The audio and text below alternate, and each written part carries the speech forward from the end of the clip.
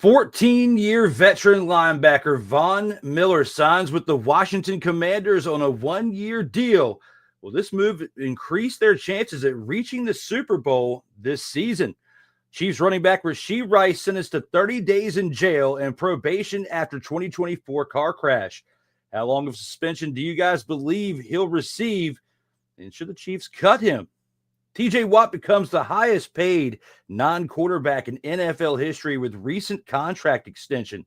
Will this move help or hurt this team's odds at reaching the Super Bowl within the span of the contract's duration? All that and more on episode 93 of Total Football Talk.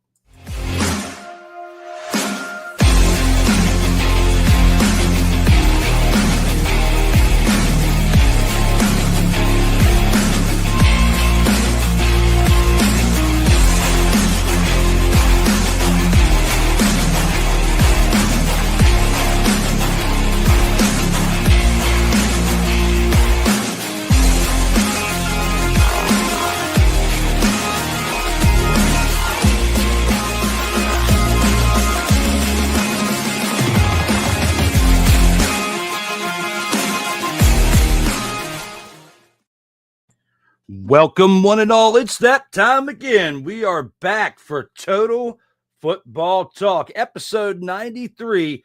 And yes, joined here with me in this thumbnail, we have to give it up to the man, myth, and legend.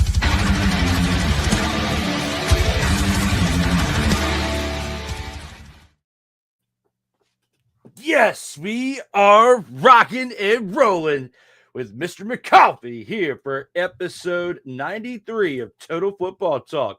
Welcome back there, sir. Well, thank you for having me once again, Drew. Appreciate you having me on. Talk some CFL and some NFL news and notes. Training camp starts this week, so I'm excited for that. And I get some thoughts to share about a certain NFL team in the post game, similar to last week, but with some news that happened this week. But no, otherwise, happy to be here. As always, happy to see you again there, sir. And yes, we do have much to discuss. We're just 2 weeks out from seeing NFL football again. It's not full speed, of course. It is the Hall of Fame game, and it is the start of preseason, but it just is the beginning of getting those NFL fans, those hardcore fans who watch nothing but NFL football, they will be hyped for the start of the season. And we get the Lions starting it out against the Chargers on that day. So it'll be interesting to see how that goes down for that on July 31st. But for today, we do have much in store here, especially when it comes to the CFL in week 6 to discuss a game that got delayed from Friday to Saturday and much more. Let's go ahead and take this into the opening drive. All right, let's go. We got trips, right? At 42, 989. On two. Ready? Ready.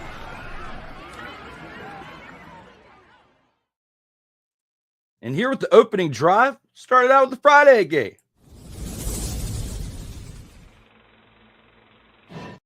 But like I said earlier, it did get postponed to Saturday.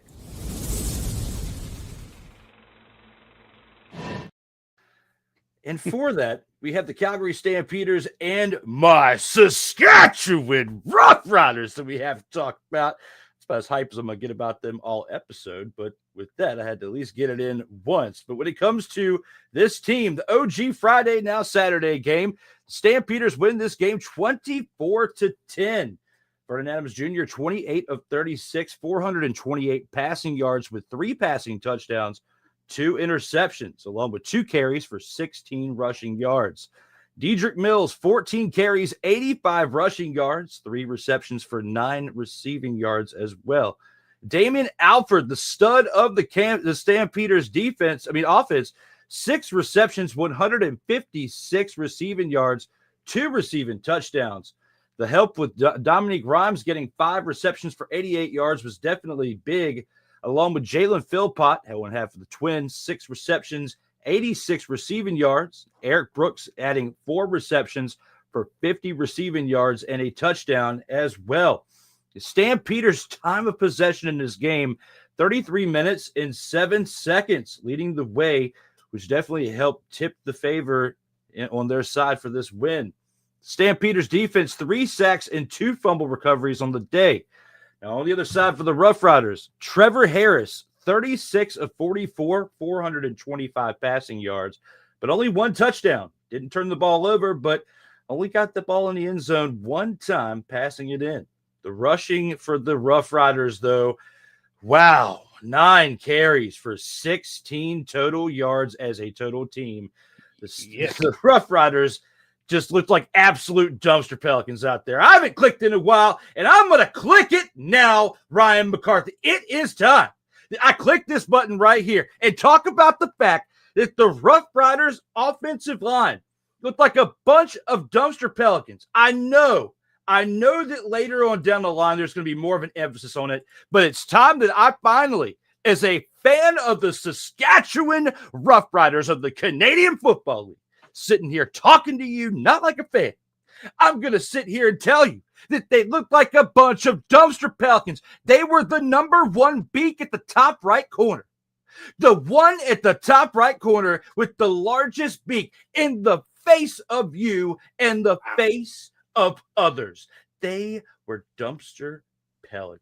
Ran over 9 carries, 16 yards. Absolutely terrible. The only positive part of their offense, besides Trevor Harris not turning the ball over and throwing for 400 passing yards, was Joe Robustelli having 11 receptions for 191 receiving yards and the 1 hauled touchdown pass from Trevor Harris.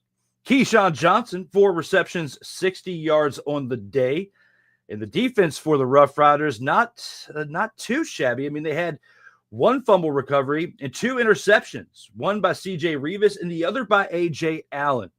The Roughriders' total penalties, 5 for 42 total yards. So that did contribute to the fact that they took the big old fat old stinking.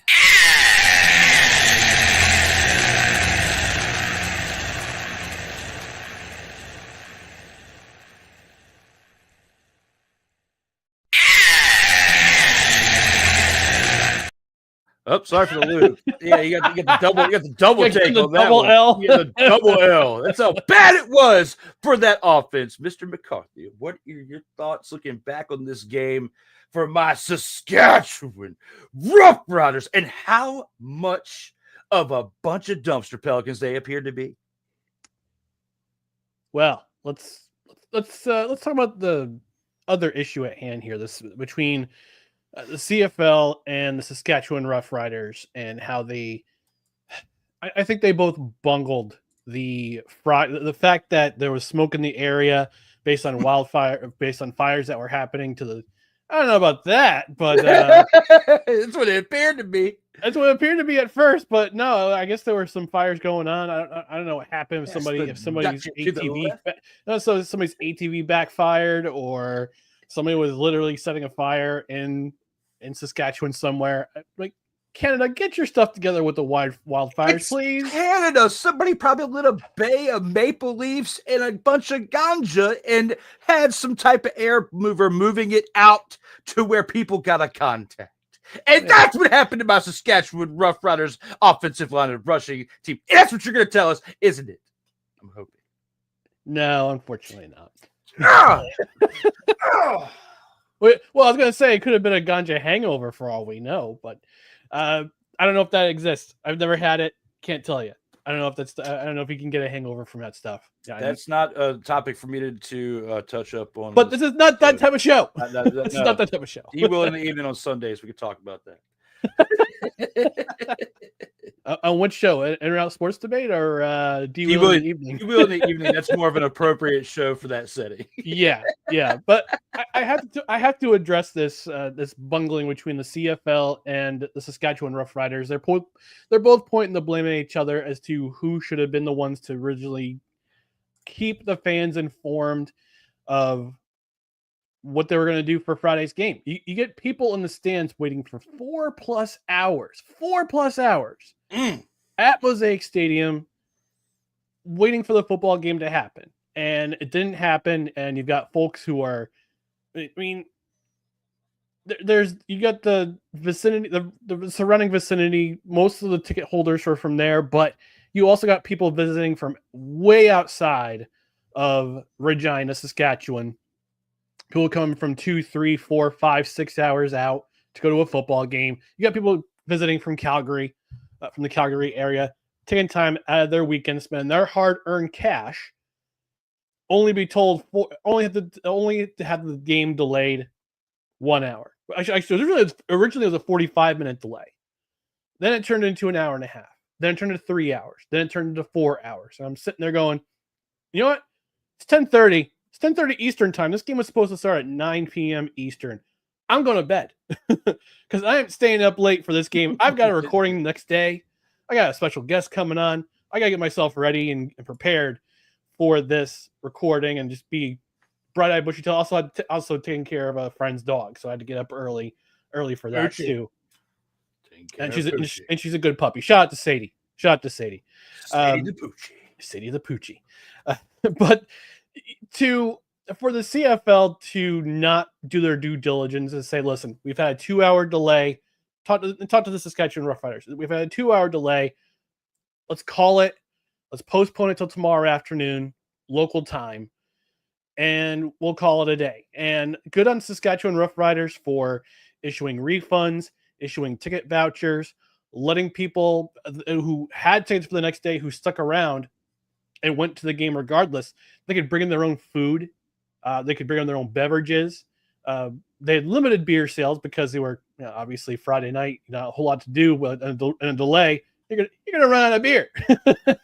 so they let people, there were limited sales of beer in the stands, which is understandable because you had limited supply. But they did their goodwill to the people who stayed, who decided to come back the next day at 2:00 local time and come for the game and stay for the game, watch this game. Unfortunately for those fans who stuck around, you stuck around to an A double snakes whipping. Let's call this what it is. It was an A double snakes whipping. It was not just on one side of the ball, but both sides of the ball. That defensive unit, especially the front seven of that Calgary Stampeders team, they were legit. You only saw them. They only had 2 sacks for the game, but I'm sorry, 3 sacks. I apologize. 3 sacks, but they also had 2 fumble recoveries. They also harassed Trevor Harris all game long. They barely allowed 15 yards rushing in this game. They held this Roughriders team, who is very good on the ground. They know how to run the ball. And they held them to 16 yards total. That's incredible. That's an incredible effort. And I tip my hat to the Calgary Stampeders. We made fun of them a lot last year in this program because of the way that they played, because of the lack of effort they had. But this year has been kind of a 180. So it's been almost a 180 of last year. And Calgary, if they win this week against Winnipeg, they're traveling to Winnipeg this week. They're actually playing them tonight. If they beat Winnipeg in their own house, which is tough to do, it's tough to win at Princess Auto Stadium. They've lost 9 games in a row at Princess Auto Stadium. But if they come in and not only they beat Winnipeg, but they also win by more than 10, I gotta say Calgary is in contention to be the Western representative for the Grey Cup. And yes, it's only week 7. Here we are, week 7. It's a long way to go, or about a third of the way through the season.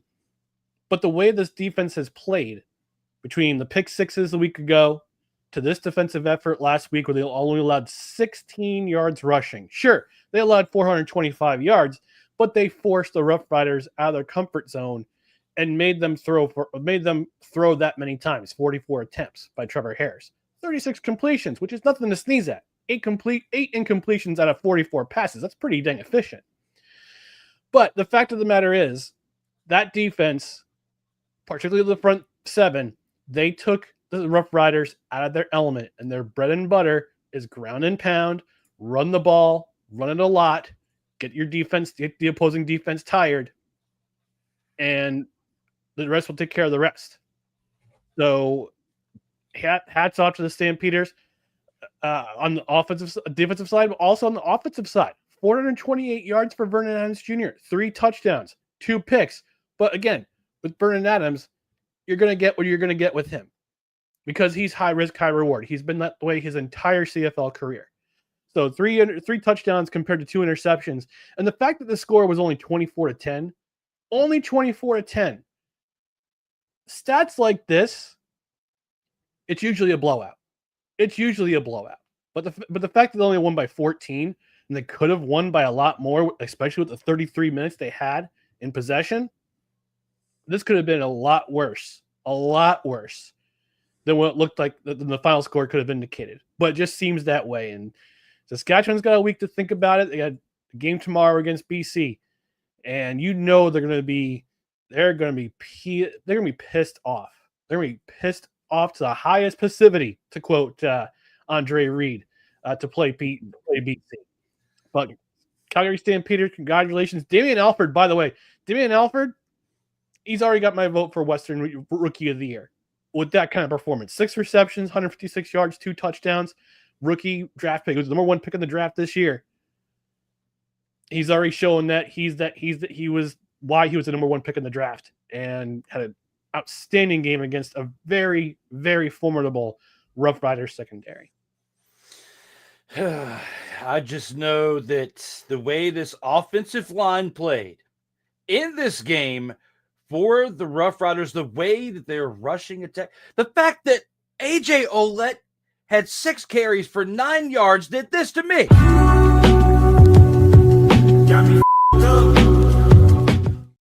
Messed me all up because I just could not believe that they were having their way with one of the beast runners in the league. And the fact that these two are at the top of the West Division, I mean, we could see what could be these two teams go neck and neck for this West Division for 2025. And there's still a long way to go. Mm-hmm. So it'd be interesting to see how things pan out for the West Division of the CFL. But with that being said, we still have technically another originally scheduled Saturday game to cover.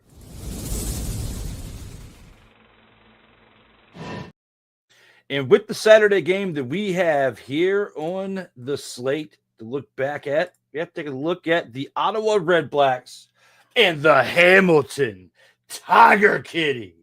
Because the Tiger Kitties win their 3rd straight and are now in 2nd place currently for the East Division at 3-2, with the record starting 0-2 and now winning 3 consecutive games, led by the legend Bo Levi Mitchell, 23 of 41 on the day for 266 passing yards and 2 passing touchdowns. Did not have any turnovers. Also added 2 carries for 14 yards on the ground. The Tiger Cats total rushing 19 carries for 86 total rushing yards, so they did establish the run on that day. Kenny the King Lawler, as he's trying to take the crown over there in Hamilton, 6 receptions for 95 yards and added 2 receiving touchdowns within those 6 catches, meaning a third of his catches were for touchdowns. Tim White also added 4 receptions for 60 yards on the day. And the Tiger Cats total possession on the day, 32 minutes, 26 seconds, absolutely dominating the time of clock for their team and for this game. The Tiger Cats defense, 2 sacks, adding 1 fumble recovery and 2 interceptions, both by Jamal Peters. Absolutely been a ball hawk on this season, multiple games with multiple interceptions in a game now for him on the year.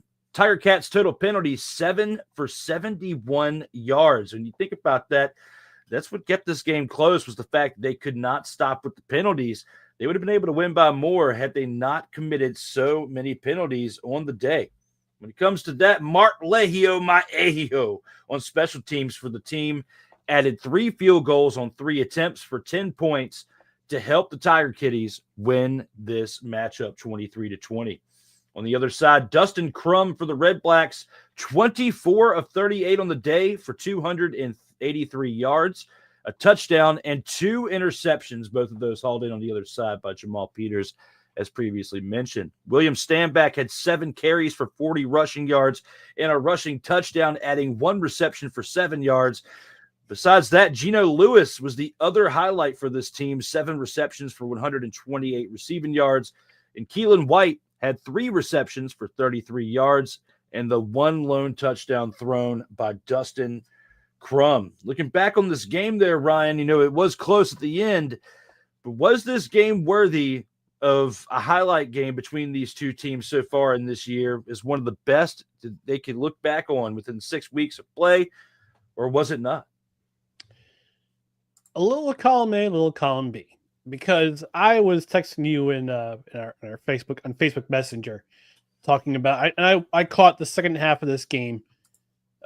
Missed much of the first half, but from when I saw the highlights during the game of the first half, and it just seemed like there were a lot of missed opportunities by the Hamilton Tiger Cats.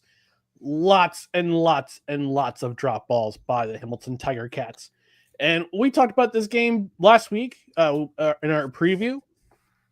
We said if you liked quarterback play, if you love guys slinging the rock, both quarterbacks did. Dustin Crum did his job. He had 283 yards. Or was it Drew Brown? Hang on. Dustin Crum. It was Dustin Crum. Okay. I thought it was Drew Brown. But wait, I might have left a typo in there. It was Drew Brown. Please hold. I was just double checking to make sure, but Drew Brown was. It was Drew Brown. It was Drew Brown. Yeah, but Drew Brown, 283 yards and a touchdown. Bo Levi Mitchell, 266 yards, 2 touchdowns. Not quite 300 yards, but by Bo Levi, the 300-yard mark that we were accustomed to. But again, 23 of 41. Lots of drop balls in the first half. And in the second half, it just seemed like he was pushing it a little too much. And we saw him sailing footballs over his receivers' heads. I don't know if he was injured. I don't know if he was just it was rushing things, if he was just overthrowing his receivers. But a little mishmash of each. If those balls get caught, if those passes don't get overthrown, this might have been a different result. And I think a lot of those miscues by the Hamilton Tiger Cats kept Ottawa in this game. And they could have taken the lead late in the fourth quarter. Actually, they could have extended their lead in the fourth quarter because Keelan Pimpleton had a punt return for a touchdown. But Hamilton challenged that play because they thought that was a block in the back. Turned out there was a block. Khalil Pimpleton had returned for a touchdown, filling in really nicely as a punt returner. But that punt return was overturned after review for a block in the back. So Ottawa could have won this game by multiple scores, but that penalty leads to a punt, which leads to Hamilton coming back and Bo Levi getting the W. And on that touchdown play, the last touchdown of the game that had them take the lead, there was blown coverage by Ottawa. I don't know what's going on with the Ottawa Redblacks right now. I had them figured for possibly becoming the Eastern representative for the Grey Cup this year. But this coming week, it's almost kind of like it's almost do or die this week for the Ottawa Redblacks, because I expect them to get off to a different start, but they just keep making mistakes. Drew Brown throws 2 interceptions, both of them by Jamal Peters, and they don't seem to have a running game right now. And William Stanback, they bring him in for a reason. They bring him in to bolster that running game, but and he had a touchdown in this game, but he only had 40 yards on the ground. So I know this offense is predicated on Drew Brown slinging the rock. We saw that he's had multiple 300-yard passing games this season already. Yeah. And also he had a couple 400-yard game last year, but in order to win, you need help from your line, your offensive line. And I know their offensive line has had some injuries that has resulted in quarterback pressures. Tiger Cats had 2 sacks. One of them was very important to. One of them was key to get time off for that last drive that Ottawa was going down the field for, to try to tie the game or win the game. But Ottawa, man, they got to look themselves in the mirror and figure things out quick because this season's getting away from them. And we'll talk about the other team whose season's getting away from them, the Toronto Argonauts. But I had Ottawa figured as possibly an outside shot to be the Eastern representative for the Grey Cup. And right now they're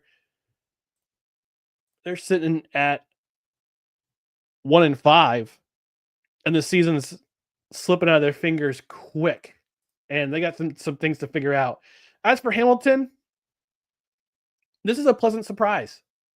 How they're doing this so far this season. They're now, at the end of last week they were 3-2. They were on top of the East Division. Montreal's currently now 4-2, currently the top of the charts in the East. But they could overtake them for that spot if Hamilton wins. But regardless of those mistakes, Hamilton kept their cool. They ran for 86 yards. Their defense got key plays where they needed to. Got a fumble recovery. Also got a special teams fumble recovery as well. That actually led to the game-winning touchdown. So, clean things up. Discipline on discipline side. 32 minutes of possession, which is really good. You want to see that from your team. You want to have the ball more. Couple things to clean up, and Hamilton might be back in the win column this week again. But for this game, good effort on them. They didn't lose their cool. They kept their composure throughout the game, even though they were making mistakes, and they got the win. Definitely a good take with that. And the Tiger Cats now second place. Who would have thought, starting this out 0-2, they would be at this point where they are in second place and have a chance with 3 straight wins. Bo Levi Mitchell doing the thing over there in Hamilton to lead this team to a positive record just inside the first 6 weeks of the season with plenty more to go. And speaking of plenty more to go, we still have that here for episode 93. And we do have a comment here in the live section of the comments as we are live. Sick Diggy is in the house saying, "What's good, everybody?" and happy Friday to one and all. Happy Friday, or try to say Saturday, early Saturday morning to you, Sick Mr. Diggy, all the way from Scandinavia, from Norway. Appreciate you joining us. Yeah, Sick Diggy making this an internationally viewed program.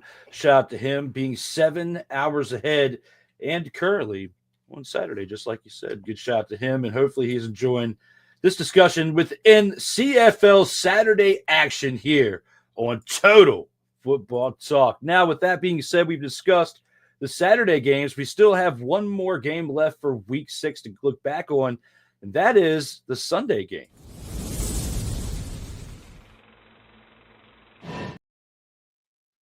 And that Sunday game was between the BC Lions and the Edmonton Elks, which took place at 7 p.m. Eastern time there on that Sunday. As the BC Lions came into town winning 32-14, absolutely smacking around the Edmonton Elkamos, as we've called them before. But the British Columbia Lions coming into town, smacking them around as Nathan Rourke, 26-30, nearly perfect on the day, passing 345 passing yards, 2 passing touchdowns. One of those hiccups, the incompletions, though, being an interception that he threw on the other side to the Elks. Stanley Berryhill III having 6 receptions for 80 yards and a receiving touchdown. Let's not overshadow that with the fact that when speaking about Nathan Rourke a second ago, he did add 2 carries for 8 rushing yards on the ground. And speaking on the ground, James Butler was the workhorse on the ground, 30 carries for 172 rushing yards and a rushing touchdown. He also added 3 receptions for 35 receiving yards. Keon Hatcher, 9 receptions for 130 receiving yards, along with the fact that Javon Katoy added 6 receptions for 74 receiving yards and a receiving touchdown to go along with the one that Stanley Berryhill III had previously mentioned. Now, we talked about time possession for the 3 teams, for the other teams that had won. And then the 3 teams that had won during this weekend since we last covered last week. The Lions had the most with 42 minutes and 54 seconds of time of possession, absolutely dominating this game. When you make it to the fact that the other team had less than 18 minutes of total possession for the game, that's why you dominated the Elks. And that's what happened here for the BC Lions as they had that much time of possession in this game. Now, with that, the defense only had to muster up 1 sack and 1 interception by Gary Peters to keep this team relevant on that side, but they did their job, along with the special teams of Sean White adding 3 field goals on 3 attempts, with 12 total points contributed for this BC Lions team.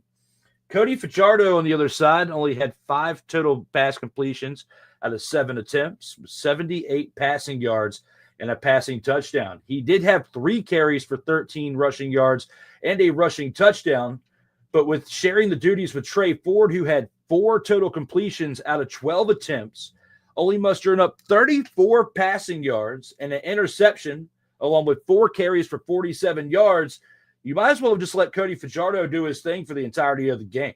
And I'll let you touch more on that here in a second, but with Curly Gittens Jr. adding 3 receptions for 55 yards and a touchdown, which was the only real highlight on the day for this offense, besides Fajardo doing somewhat little bit of damage to the Lions defense. Stephen Dunbar, 2 receptions for 28 receiving yards. But the big thing we talked about earlier was the time of possession for the Lions. The Elks only having 17 minutes and 6 seconds of total time of possession in a 1-hour game and adding 7 penalties for 55 total penalty yards. Looking back on this here, Ryan, with all that being mentioned, what are your biggest takeaways when looking back on this game? Another A double snakes whipping. Although the final score says 32-14, it was only an 18-point win for the Lions. That stat sheet is just exploding with yards. The Elks bled yards. 345 yards for Nathan Rourke. He's now 15-9 as a CFL starter. And he's perfect against the Edmonton Elks / Eskimos. But here's the biggest storyline for me. The BC Lions, which are not typically known as a physical team, they were physical in this game against the Edmonton Elks. James Butler in particular, 30 carries. They had between the rushing and the passing, they actually ran the ball more than they threw the ball. They had more running plays than passing plays, and James Butler had 30 carries, 172 yards, and a TD.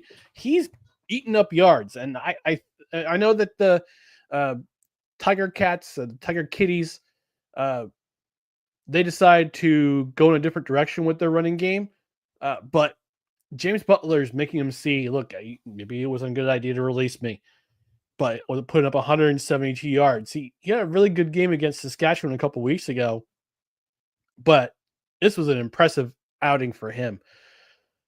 Defense doesn't look that impressive. 1 sack, 1 interception, but what they did to really impress me was that they kept Trey Ford in check. And we talked about this last week in our predictions for week 6 of the CFL.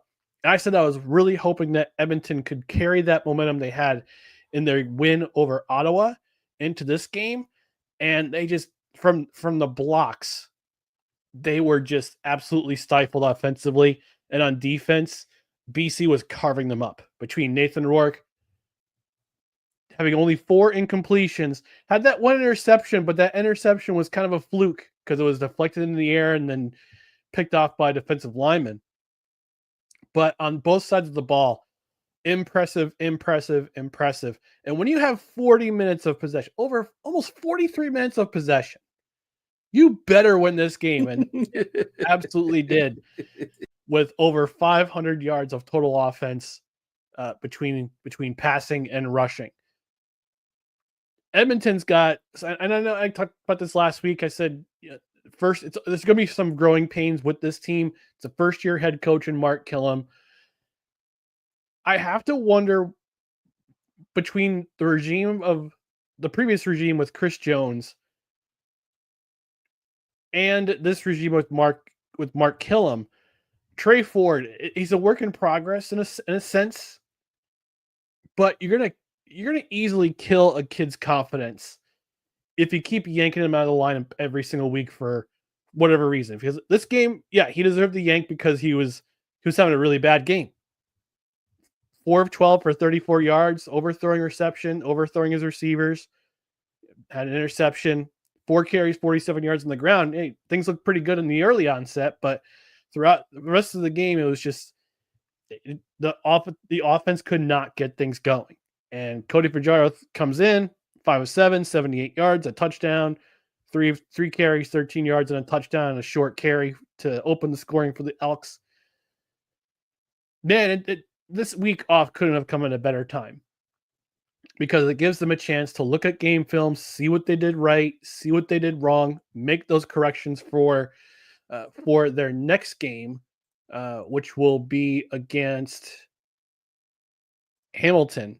I'm sorry, they have this week off, so the next game is against Saskatchewan. Oh man, that might be trouble. But the extra week gives them that chance to look at game film, look and make the corrections they need to get corrected in order to avoid another game like this, which was a complete embarrassment on both sides of the ball.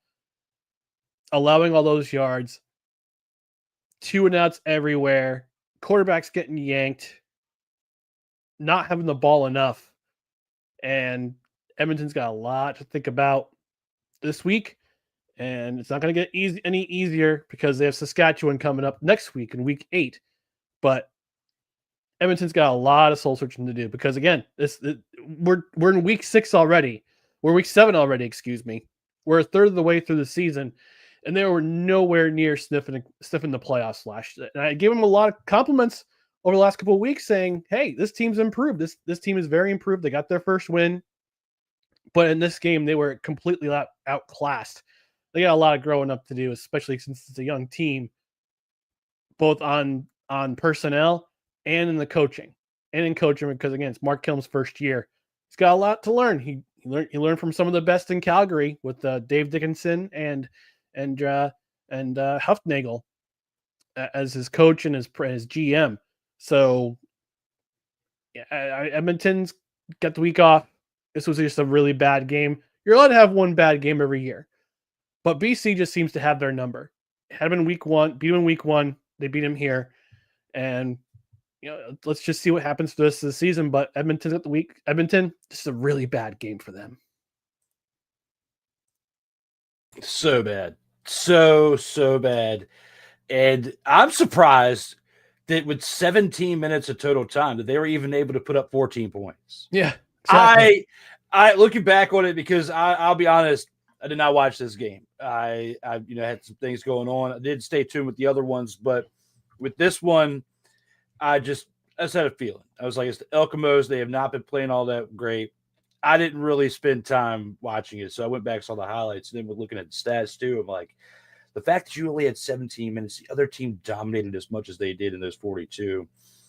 If it were a better team, if this was Calgary, Saskatchewan, or even Winnipeg within those divisions, and they were going against this team, the Elks, playing at this level, because they, just on this particular day, they say any given Sunday, well, any given day playing football. This was absolutely the Elks, in my opinion, their worst performance in 2025.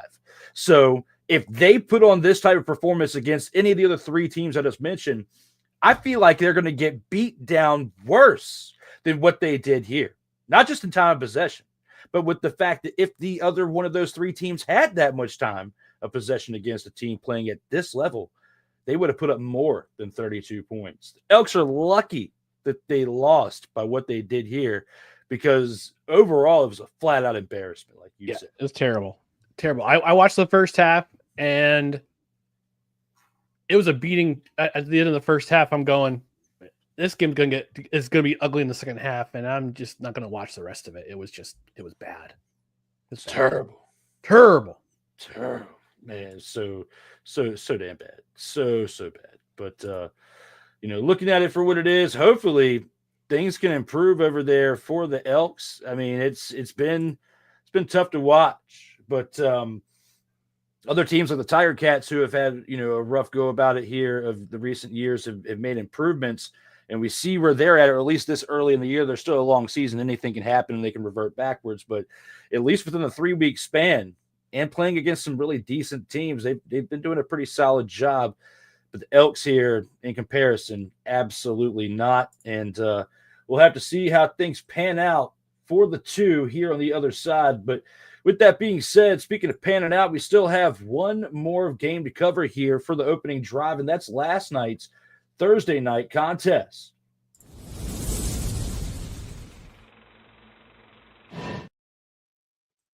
And that being a tough one and a close one between the Toronto Argonauts and the Montreal Alouettes. The Argonauts only losing by 1 point to the home team, Montreal here. And looking back at this game, Ryan, we got to note multiple things. The fact that, Davis Alexander coming back into this for the Argonauts, 300 passing yards. He did have 13 incompletions, but only on 39 passing attempts. I mean, he absolutely slung this ball around all game, completing 26 of them. Had a touchdown and an interception, but also added 3 carries for 23 yards and a rushing touchdown. Sean Thomas Erlington, 7 carries for 21 yards. I know that's small, but he did have 1 rushing touchdown and added 2 receptions for 15 rushing yards. Kyle Spiker, 9 receptions for 129 receiving yards and a receiving mother-fathering touchdown. Charleston Rampo, 5 receptions for 48 receiving yards. When you look at the Alouettes defense, 3 sacks. I don't know what I'm talking about, receptions. Snowflake of the week for that one. Looking back on it with the defense now.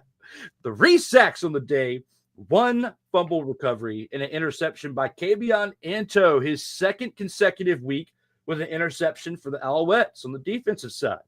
The total penalties for this team, 3 for 20 yards, not too bad.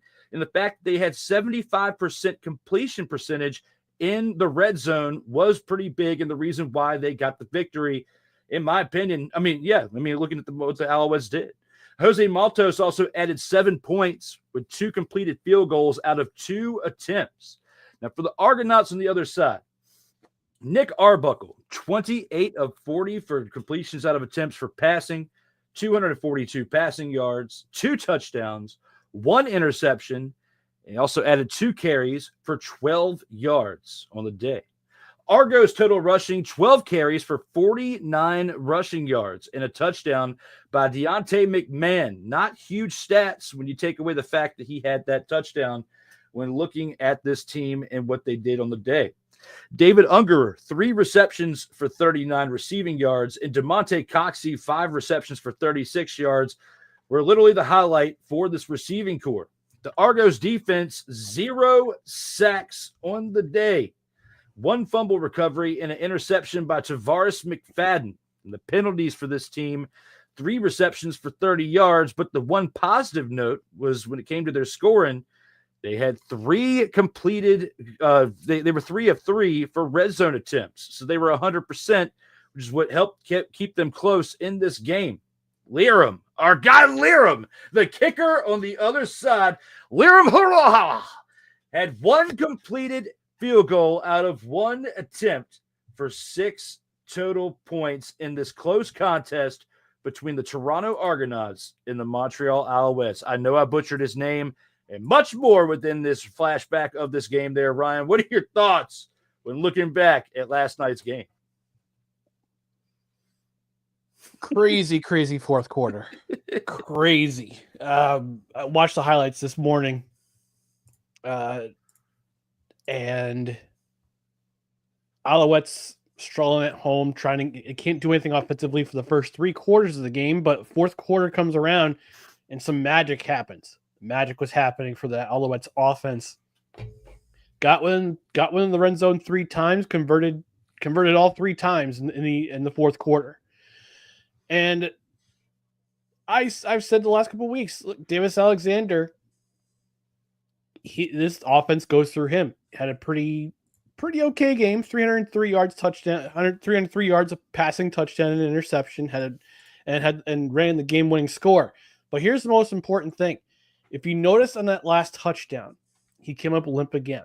He's grabbing at his hamstring once again. I'm getting there going, no. I'm not saying that no as a fan. Yes, I'm openly a fan of the Alouettes, but I'm saying it no as a fan of great quarterback play in this league. He is now in his first four. This is his fourth start in his career as a starter, but eighth overall. He's 8-0 so far in his CFL career, and you see that on this team is different offensively with him on the field, and they converted. They were terrible in the red zone against BC. Absolutely terrible in the red zone versus BC. They were much better in the red zone this time around, but they didn't get inside the 20 very often until that fourth quarter. They got the run game. The run game again. There's not a lot of teams have some stud running backs, especially in the Eastern Division. All the studs in the run and the off and the for running backs in this league, they're on the West. They're on the West right now. Montreal had William stand back. They let him go in free agency after 2023. So I definitely think that they need to find somebody to run that ball. They need to do a better job on the offensive line, both protecting the quarterback, although they allowed no sacks in this game. But they need to do a better job running the ball. But this is an offense created by a quarterback. Head coach of the team is a quarterback, Jason Moss. Their offensive coordinator is the GOAT of CFL quarterbacks and Anthony Calvillo. So they're going to throw the ball a lot. The defense.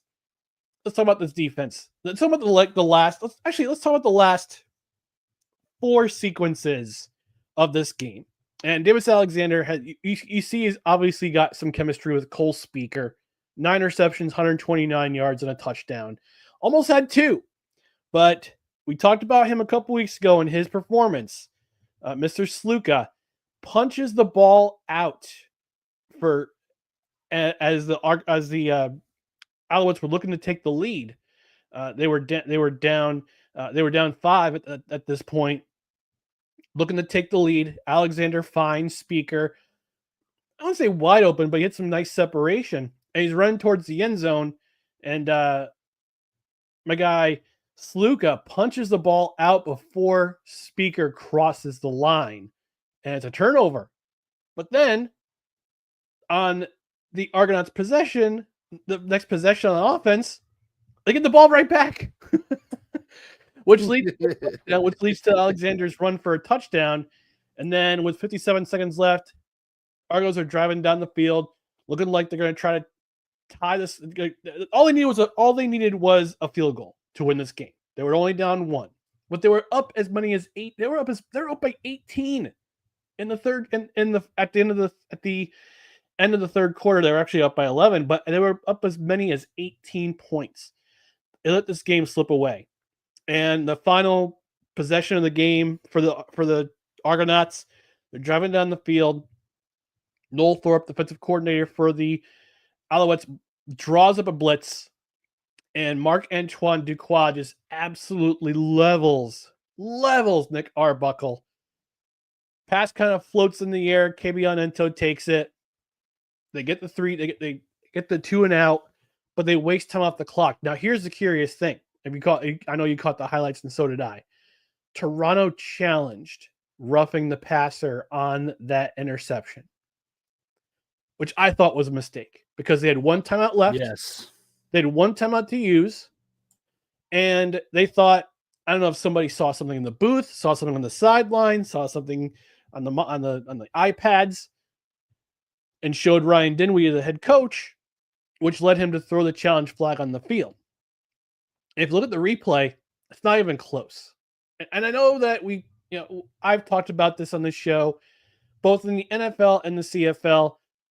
If you even breathe on a quarterback the wrong way, you're going to get a flag thrown. That hit was clean by Marc-Antoine Duquois on Nick Arbuckle. And you just saw his arm get hit. The ball floats in the air. Kebion Ento takes it, picks it off. And game pretty much is ended by right there. So it's just, I talked about Ottawa's struggles. let's talk about the Toronto struggles. I haven't seen a defending Grey Cup struggle this badly out of the gate. And this was a winnable game. This was a close game, 26-25, but you're up by 18 in the third quarter. You had a chance to lock this game up in front of a rowdy crowd at Percival Molson Stadium, and you didn't. And there's a lot of questions that need to be have left to be answered by the Toronto Argonauts. And here's the curious thing. Chad Kelly's still got one more. I think he's got one more week on IR before he can come back. He wasn't even at this game. He wasn't even on the sideline, which it's crazy to me. I don't know if he's getting more rehab in Buffalo across the border, but it's just crazy that your perennial starting quarterback who led your team the last two seasons is not on the field. He's not anywhere on the sideline. I'm just kind of curious what the confidence of this team is going into the rest of the season. Does Chad Kelly come back next? Does Chad Kelly come back next week? I don't know. Who are they playing next week? They're playing Winnipeg next week at home. And that's a tough game right there. So you got a lot of questions to answer if you're Ryan Dinwiddie. What's your relationship right now with Chad Kelly? Why isn't he attending these games unless it's a home game? It's a travelable game. You can be there on the field. So on offense, their identity was through the running game, and Kadeem Carey is now in Saskatchewan. I'm still perplexed about that decision. And here it is, week 7, excuse me. And you're one of the teams that is struggling to get the run game going. And that's only going to help you. So, Toronto, let this game slip away. And I'm just kind of, like I said, I'm just kind of curious to see what happens from here on out. But this game, let's face it, they blew this game. Their defense let them down. Their offense couldn't get things going in the fourth quarter. Football is a game. It's a 60-minute game. They played only 48 minutes. 45 minutes, excuse me. They only played 45 minutes. It's a 60-minute game, guys. It's, and the funny thing was, certain teams back in the day would only show up during the last 15 minutes, and you can't do that. And there's no way. And we're talking about it right here, where we have participation through 45 full minutes, and then the last 15 you kind of just check out. It just doesn't work when the clock strikes zero. You got to go through 100% from start to finish. And luckily, it was only a 1-point deficit for this Argos team, but they're going to have to tighten up if they want to have a strong rest of this 2025 year, because 1-5, that's a tough way to start this season now.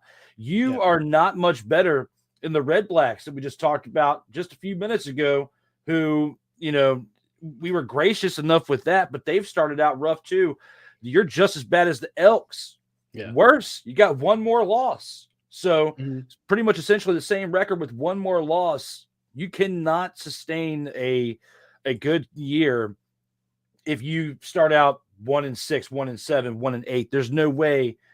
I mean, there is a way, but it's very, very rare that a team starts like this and turns it around to where they make the playoffs and contend for a Grey Cup. And me, not as lengthy of a fan, especially with the knowledge that you have within this game, this right here, just to me, speaks red flags for a disastrous type of season for not only Toronto that we're talking about here, but Ottawa and Edmonton. It's going to be a long season for those three teams if they can't clean things up fast. Now, I do want to give you some education about the CFL. They have something what's called the crossover rule, where if teams from one division have better records than teams from the other division, a team from that. So, for example, right now, and here's the interesting thing. The CFL had a thing this week about the crossover, what it looks like right now. It's like, guys, it's only week 7. Like, what's going on here? Why are you talking about the crossover now? But right now, if the season were to end right now, and they don't go by record necessarily, they go by points. So you get 2 points for a win, one point for a tie. Right now, the BC Lions would cross over into the East Division and play Hamilton in the first round, in the East semifinal. So yeah. So Ottawa and Toronto's got to step things up if they want to even have a sniff at the playoffs. Because right now BC's sneaking into that last spot, and they travel to Hamilton to play the Hamilton Tiger Cats in the playoffs. And Montreal and Calgary would each have first round byes in the final. They would have a path to the final. And Saskatchewan would play Winnipeg. But yeah, if the season would end today, BC would travel to Hamilton for the East semifinal.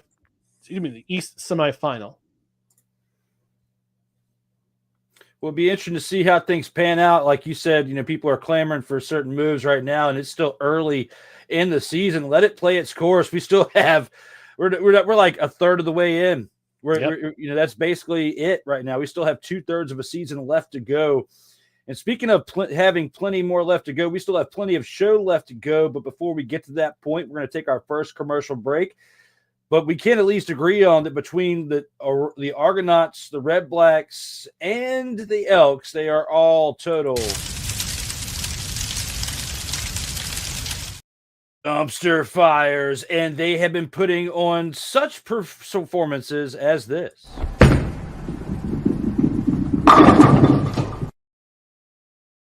Keep that in mind as we take a 3-minute commercial break, but when we come back, we got the Grand Champ, the Snowflake of the Week, the 2-minute drill, and the Gridiron Scoop. Much more left for episode 93. All right, let's go. We got trips, right? At 42, 989 on 2. Ready? Ready.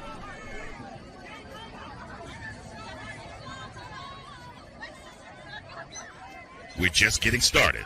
Total Football Talk will return right after this.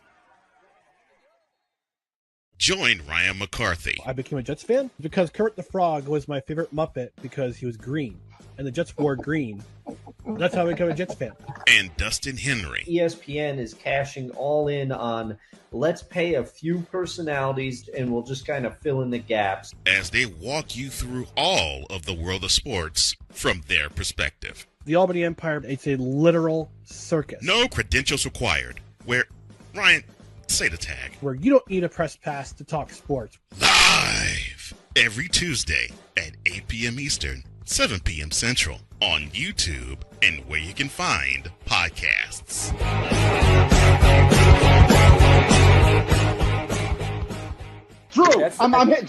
Drew, I'm hearing a bunch of stuff in your mind. I know you know this team very well. Are you in and out, my friend? This team, as a fan for the past, 18 months, it has been terrible. As an analyst. As an analyst, going through the experience as an analyst and also as a closet fan of the Washington football team, formerly known as the Redskins. It is a travesty. I am out. Get the f*** out of here!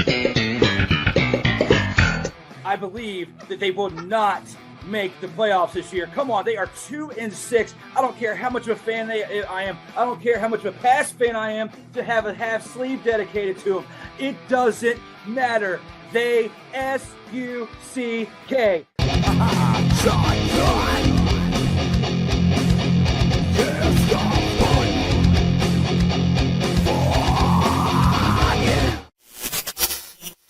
Hey, what's good, everybody? This your boy Corey, host of The Grind, where we talk about all things WWE. You can catch The Grind every single Saturday, 4 p.m. Eastern. 4 p.m. Eastern, right here on Sertoba Media. If you're not following Sertoba Media, then what are you doing? Like, share, subscribe. There are many different things that we have available on Sertoba Media for your viewing pleasure. And what else you got to do on a Saturday afternoon? Come spend some time with me. Come spend some time with my colleagues on this platform. Help us be able to bring everything that you all want to see. Matter of fact, you know what? If you ain't did it yet, I got something for you. Stay true to what you do, stay true to why you do, and always stay true to you. Sertoba Media, where the struggle is real to be awesome.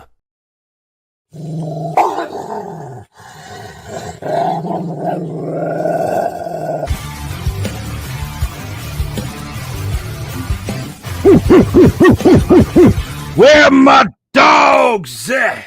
Got to appear in the discussion to bring we're it to right you here. right now. With that being said, Ryan, when it comes to your grand champ of the week, who are you going to pick there, sir? All right, my grand champ of the week is from the BC Lions, quarterback for the BC Lions. Actually, it was pretty tight for my grand champ of the week. It was either between him and James Butler, but I went with Nathan Rourke. 26 of 30. Very efficient. 26 of 30. 345 passing yards, 2 passing touchdowns, 1 interception, which was kind of a fluky interception, but still an interception on the board. 2 carries, 8 rushing yards. He was primarily the X factor in the BC Lions win over the Edmonton Elks. Like I said in the segment where we talked about that game, he's 15-8 overall. 15-9 overall as a starter in the CFL. But he's also undefeated against the Edmonton Elks. He basically owns them right now. If you looked on Wikipedia, Nathan Rourke is the owner of the Edmonton Elks. But he has been the X factor of this offense. We could argue that James Butler was, but has been the X factor. But the reason why you've seen the BC Lions win their last 2 games in a row is because of that man on your screen, Nathan Rourke, with his performances once against Montreal, this week against the Edmonton Elks, this past week against the Edmonton Elks, and he's keeping things rolling, and that's the reason why BC's currently in a playoff position. Like I mentioned in the last segment, we talked about the crossover rule, but the offense goes through him, goes through Nathan Rourke, and he had a solid week this past week against the Edmonton Elks. So he's my grand champ of the week. Solid pick there, sir. Solid pick. And, hopefully my pick out there does some justice with supporting your take right there, because mine is going to be someone from a different team, but somebody who definitely, I believe, was the highlight for that team and their victory over a pretty good one. And that being from the Stampeders, Damian Alford, 6 receptions for 156 receiving yards, 2 receiving touchdowns, and literally was the reason his team won by what he did on offense, in my opinion. I could be wrong, but you let me know out here in the comments if he was the okay of the game, the actual okay.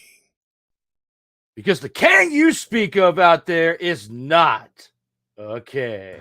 You like that? You like that? Oh! Yeah. That is our takes out here for the grand champ of the week. Had to throw some shenanigery out there with that take there, Ryan. Understood. Hey, you're the one. You're the man that controls. You do whatever. You do all the shenanigans you want. What? I said you do all the shenanigans you want. What? Yeah, Oh, my brother, testify. Well, speaking of, Let me talk to you. I've got one. Surprise, motherfucker. Not really, because we do this every single week. We got to take it on into the next segment, and that being the Gridiron Scoop.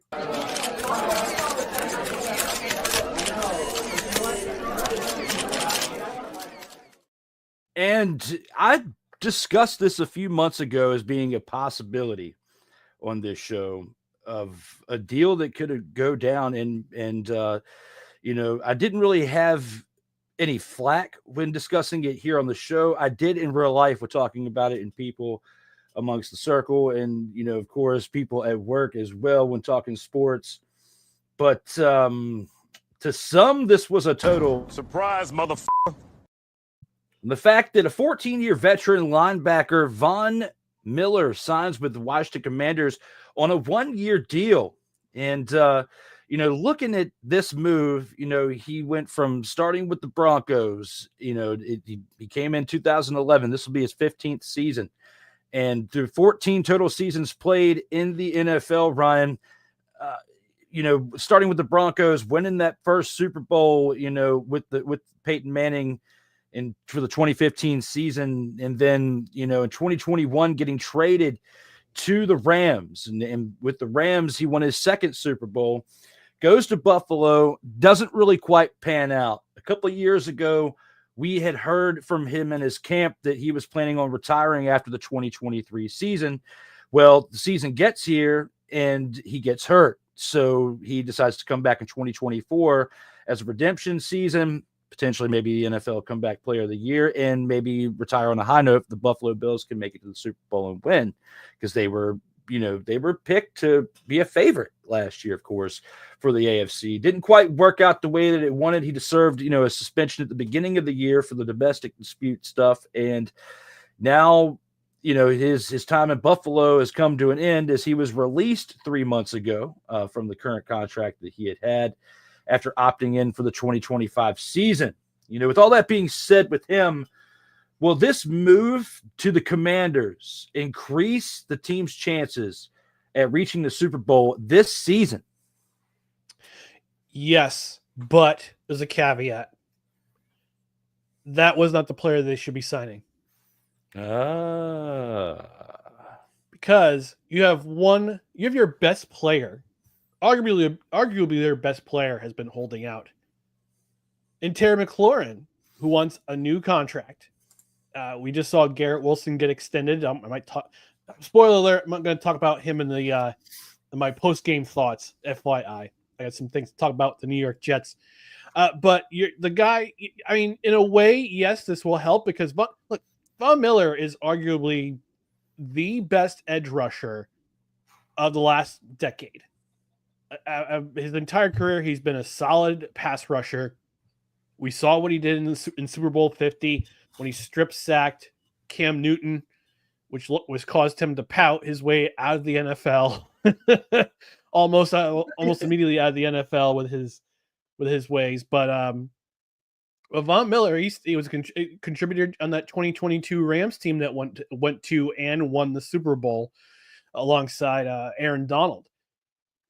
Yes, he's had some struggles with injuries. He was out of the NFL for the season in 2023 when he tore his ACL, came back with Buffalo, saw some limited time, but still made an impact with this squad with his veteran presence. I think with him, yes, he's going to make a difference as a veteran signee, as someone who has experience, who can help that young defense get to the Super Bowl. He just needs to help Frankie Louvu calm down with his offsides plays. But that was not that move helps, but it won't be the move that helps them reach the Super Bowl this season. That gives them the best chance. The move that will help increase their chance of reaching the Super Bowl is extending Terry McLaurin. And it's just kind of, I wouldn't say it's embarrassing, but it's troubling if you're a Commanders fan that the team has let this hang too long, because he's your best offensive player. He was the guy who helped Jalen Daniels ascend to the level of play that he gave us last year. He was one of the best surprises in the NFL this last season, and Terry McLaurin was a big part of what we saw Jalen Daniels can do. Yeah. You're absolutely, looking at how this team is constructed, I think that even though Frankie Louvu, like you said, getting him to calm down a little bit, this defense really needed a quarterback. Mm-hmm. And Von Miller has proven that he can be a quarterback of the defense. And that's what I think that this move was meant to make. And I think that even though we're just now hearing about it, it's probably been in the works for a little bit. Structuring the contract, incentives, money. I think this has been a discussion for multiple months, because I've started talking about it a few months back when he got released. Don't be surprised if he ends up in Washington. Now, Terry, I know you bring him up. There were, of course, the reports earlier in the week, and there's been reports for multiple weeks about him and not coming to training camp or the preseason, or even if it lasts long enough, the season, without getting a deal done.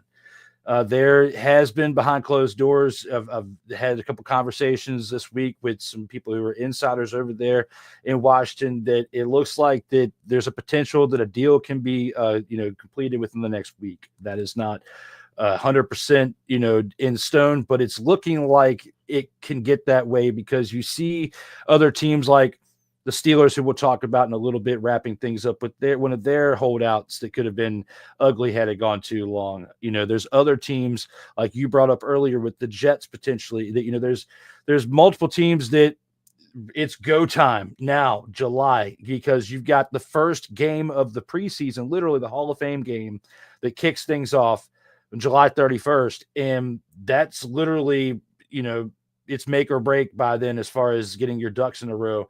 These are the last 2 weeks that you really have to get, your playbook in front of people, start having those discussions about their roles in certain packages, whether it's offense, defense, special teams. And Terry knows his role. So getting Von Miller in right now is more important for him to get acclimated to this defense, where somebody who the offense is built around. Terry can afford to not get signed until the 29th of July, if it stretches that long. But once you get into August, that's when it's starting to get into murky waters, because you really need to have him there, whether he's participating in the preseason games the first and second week or not, whether he even plays a series in the third preseason game. But overall, he needs to get in there with practice, with training camp, and get the reps with Jaden, because even though you had what you had last year, it's only a result of the preparation you put into it from start to finish in the season. And you were all in from August till January to where you were almost damn near in the Super Bowl. You were one game away. The last game you played going into that, the NFC Championship game was not good, but you got exposed in other areas that we have been talking about all year long, where they needed help on defense in certain areas and a secondary option to complement Terry on the offense. And you got that with Debo, at least on paper, and we'll see how that pans out. I still have speculation about that, but we'll get into that more once we get closer to the 2025 NFL season. But for the Commanders to sign Von Miller, big for the defense, to quarterback the defense, I believe within the next 10 to 14 days, they'll get the Terry McLaurin deal done, and they'll be fine, and everything will be good on paper. Now, health and all that is very big. Terry turning 30, this year in September is huge. Was September or October? It's one of those two, but that's big, for him. And I believe, in my opinion, the reason why this deal for him has kind of lingered on a little bit, because they want to be careful with these lengthy contracts. You have players in other positions that are just at 30 or just a little bit north of 30 signing big contracts and not necessarily panning out. So looking at that for what it is, I think that could be part of why they're a little hesitant. But you've had like 7 straight seasons where you've had 1,000-yard seasons with a bunch of different quarterbacks since you came in. I mean, you have been absolutely huge in production for the team. I know you're concerned when you bring that up with your take earlier, but just to reassure you, in my opinion, and based on what I'm hearing, it looks like that deal is going to get done before too long, because Terry knows what he has with this team. This team knows what they have with Terry. It's just getting that value right where both sides can meet in the middle, maybe have some deferred money in there if possible, but they can't reach the heights that they did last year without Terry. And they're not going to reach it, again, if he's not there to start at the beginning of training, from the start of the season to the end of it. And that's what I have to say about that, as we got much more to discuss here for the Gridiron Scoop. Chiefs running back Rashee Rice sentenced to 30 days in jail and probation after 2024 car crash incident. How long of suspension do you believe he will serve for this? And should the Chiefs cut him? Well, one correct you here. He's a wide receiver. I thought he was a running back. Nope. That's Isaiah Pacheco is the running back. He's a wide receiver. Rashee Rice is a wide receiver. Anywho, semantics. But anywho, I'm giving myself the snowflake of the week. Damn it.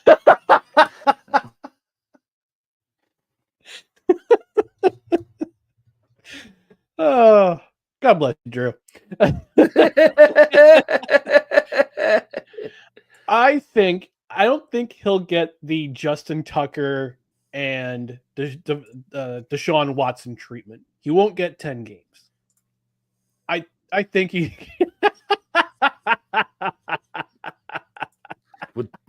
We'll talk more about that in a minute, but that's That just a preview because I did that during the last commercial break. Quickness with yes, I'm going to call myself out, but now I got added fuel with Rashee Rice calling him a running back. Thank you, Mr. McCarthy. God bless myself. Can carry on my bit. You're welcome. As I was saying before the shenanigans came up, he won't get the treatment that Justin Tucker and Deshaun Watson got because they got 10 games each for their gross misconduct. Let's call it what it is. What they did was gross. But Rashee Rice being convicted of a felony, he pled guilty to the 2 charges he had. Those are felony charges because those accidents, it was a high-speed hit and run, resulted in damage of 5 cars and injured 2 people. How long of a sentence he'll receive? I think he'll serve half the season. He'll serve at least 7 games, which is not quite half the season, but long enough for the NFL to say, okay, did you? Because by then he'll probably have served his time in jail, and I think it was the probation was the probation 5 years or something. Yeah, like it was that? about 5 years he had. Okay, yeah. So committing a felony that definitely deserves a suspension. I think he'll serve a suspension for half the season. Now, should the Chiefs cut him? That's entirely up to Andy Reid. I know he runs a tight ship. I know he has let things kind of slide with active players, with disciplinary issues in the past, with arrests and things going on off the field. But I think he's too valuable to that offense because if they were to have Rashee Rice for a full season, he only played 4 games last year before he went on IR. And having him combined with Xavier Worthy would just give so much speed to that Chiefs offense. And he wouldn't have to rely so much on Travis Kelce or Isaiah Pacheco. And it will be a big loss to have Rashee Rice miss another 7 to 8, maybe 9 games to start the season. It won't be 10. I think the NFL, but we never know with Roger Goodell. We never know with him. I mean, it could be 10. It could be a full season for all we know. But I think his suspension will be at least 7 games. Come back in time to help the Chiefs probably maybe reach another Super Bowl, go to another championship, AFC championship game. And it would be very surprising for me to see Andy Reid cut Rashee Rice because he's too valuable of a player on that offense to be let go from this team. Yeah, I'm with you on that. And again, I deserve to be the snowflake of the week for my fumble again within the statistical part of the show. But yes, he is a wide receiver, and I don't believe that they should cut him. If they were going to cut him, they would have done it already. And he's been around since the incident happened, was part of their Super Bowl run last year when they lost. And, I think that about 4 games is usually the good guess for general off the field incidents. This doesn't result in anybody losing their life like the Henry Rugg situation, but Henry Ruggs and what he did, you would think that Rashee Rice would have learned from that and, and behaved, out there, and they should be going through some type of, off-season training seminar where they're sitting down at least for a couple hours and discussing the importance of not only off the field behavior, which they do for rookies. They hold these seminars, right around the time of the draft and discuss the importance of, off the field behavior. Cameras are everywhere. There's eyes on you all the time, how to conduct yourself in interviews, which they go through some of this training through college anyway. There's a lot of requirements that they need to fulfill within their NIL deals that they have to even do before they even step foot in the NFL draft, let alone getting here. So for him to not only be someone who's played long enough to appear in a Super Bowl, win a Super Bowl, and been a part of a team that has had the winning success that they've had since he came into the league, you would think he'd be around enough, high caliber talent and veterans to help kind of keep him under the wing when he was that rookie, to say, hey, kid, these are things you can't be doing when we're not playing, because then it jeopardizes you not being here. And if there's things off the field that jeopardize you from being here to contribute, it jeopardizes our part of success. And when things jeopardize our part of success, why should we want you here? That's what you're doing when you get 30 days in jail and you get probation for multiple years and you can't make it to work. So Right. It's one thing if you worked out serving time during the week or on the weekends, which you can't do that for the weekends for football because, you got to be there. And you kind of have to be there during the week to participate, to prepare for the weekend. You can't prepare from jail. I guess the one good thing is he's knocking that sentence. I guess he's serving that sentence right now and getting the 30 days knocked out. So when he gets out, he'll be out towards the end of preseason. Mm-hmm. Then you have a suspension that you have to uphold, which doesn't take place until the season starts. And, once I'd say weeks 5 to 7 get here, around that time, we should see him activated after week 6, in my opinion. I don't see it going more than 6 games. Mm-hmm. I think it'll be about 4 to 6 games. If it goes more than 6 games, I'll be surprised because he'd already faced some disciplinary action prior to when this happened anyway. So similar to time served-esque type, it's not going to be like the Deshaun Watson situation where he was suspended an entire season, or not necessarily, but the majority parts of that, or the Justin Tucker where he's suspended for 10 games, which he can still serve as a free agent, which we covered a few weeks back, and I'm still appalled by that. Looking at this as a whole, he's lucky that he got only this, that he didn't only get more than this, but hurt himself and someone else in the act of what he did. So I was looking at an article on ESPN, and they said that a Dallas District Court judge ruled that Rice can serve the jail time at any point during his 5 years probation. Rice received deferred adjudication, sources told Adam Schefter, so the case will be dismissed if he completes the probation. He's also paid $115,000 in restitution to the victims of the crash for their medical expenses. And I saw a comment from Sick Diggy in here. He said that hopefully they have his license revoked for a year. He's not getting his license revoked. He also said possibly clean up his act with a PSA about the dangers of drunk driving. There was no evidence to find that he was drunk during the car crashes because he fled. Because he fled the scene. He was charged with fleeing the scene. He was also racing on a highway causing bodily injury. So he was racing. He wasn't drunk, but he was racing. It was a high speed crash, and he fled the scene. So they didn't get him until like a couple days later or something. No, they didn't. Which gives you time to get your alcohol out of your system, and then if he was to have been drinking, okay.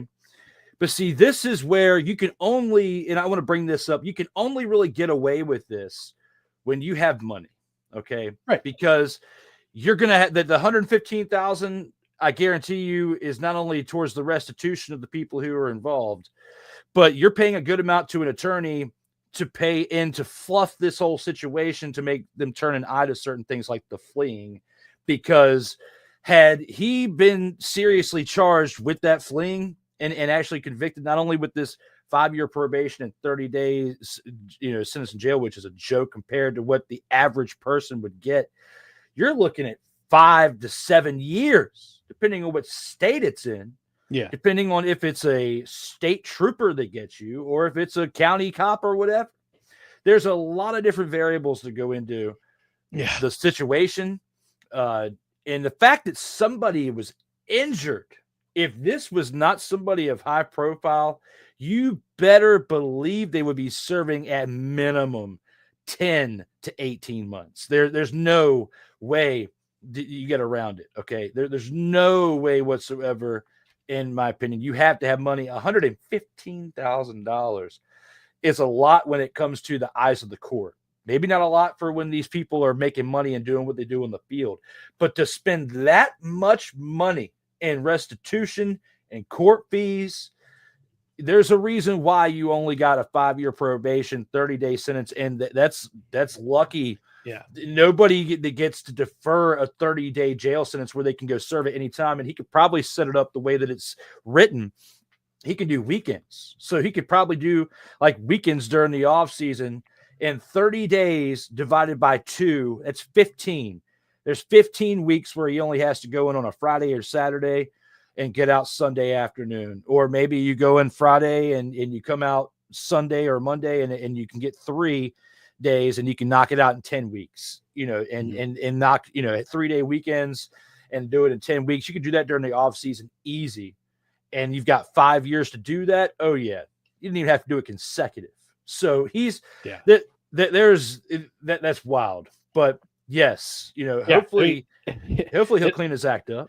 Yeah. Yeah. And the only difference between this incident and the Henry Ruggs incident is that Henry Ruggs was intoxicated. He was going over 165 miles an hour, and he killed somebody. And he killed a woman and her dog. Which that's 2 people. So that counts. Yeah, that counts as 2 individuals. Mm-hmm. And yes, you stand corrected there, Sick Diggy, who is as good at holding himself accountable as we all know out here in these streets. And fleeing the scene of a crime is a felony in itself. That's what I'm saying. Like, you got to have the money to grease the wheels. There's no way that you or I, Brian, Sick, anybody out here, the average Joe with the average wallet can get out of this situation. Nope. Like, you would need a GoFundMe to get your to fund your defense. That's what for sure. And he doesn't need to do that. Nobody's going to donate for that. Like, because if you do what this guy did, alcohol or not related, you put this story out there, there's no way people are going to donate to that to give you $100,000 to pay out of that. Like, at that point, you got to pay to play. And if you're going to act reckless, you got to have the money to back it up. And people who have the money to back it up shouldn't be acting reckless to begin with. Nope. So that goes to my point as to where people need to tighten up out here in these streets, because, regardless if you could pay your way out of it, had those people that you hurt lost their life, like in the Henry Ruggs situation, that proves right there there's not enough money that could get him necessarily out of it to where he didn't serve time. He did serve time, but the least amount of time that he got, in the fact that he still could potentially have a football career afterwards, goes to show that he was able to pay to play too, because you or I in that situation would be doing life. We wouldn't be out here with the potential of parole in 2026, 2027, talking to you out here or doing jailhouse interviews. Nobody would care, because it's high profile. And that's just being real. It being high profile and playing in the NFL, that's why people care. So I had to correct myself. It was 156 miles an hour by Henry Ruggs, not 165. I had to correct myself. So check myself before I correct myself. No, you got it. I've been there, done that too. Wrote the book about it, and make PSA against street racing for them. Yes, I 100% agree with you, Sick Dicky, out here in the live chat. And those of you who want to keep them coming, keep the comments rolling, whether you're on YouTube, X, Twitch, between these 2 platforms. Keep them coming in, as we still have much more to discuss on this episode 93. And with our main thumbnail here, TJ Watt becomes the highest paid non-quarterback in NFL history with recent contract extension. 3 years, $123 million, averaging $41 million per season. Will this move help or hurt the team's odds at reaching another Super Bowl within the span of this contract? It could do both, honestly. It could do both. I'll tell you why. It helps them in the short term because it seems like the acquisition of DK Metcalf, the trade that they made with Seattle, the acquisition of Aaron Rodgers for that 1-year contract. He wants to try to go out with a bang. Wants to get those 2 years in New York, one Jets drive were pretty forgettable for Aaron Rodgers. So he wants to prove that he still can play in the NFL, can still win. And now with TJ Watt getting a contract extension, 3 years, 123 mil. How much of that was guaranteed? What, 90 mil was guaranteed at least? So in the short term, it helps the Steelers because this is, I think I may have mentioned this before in the program. This is an all-in situation for the Steelers. This is they're pushing the chips to the table. Mike Tomlin still wants to prove he's a winning coach in the NFL. If he leads the Steelers to the Super Bowl, he wants to prove that he can still win. They brought in Arthur Smith. Who knows how that relationship is going to be with Aaron Rodgers? We don't really know.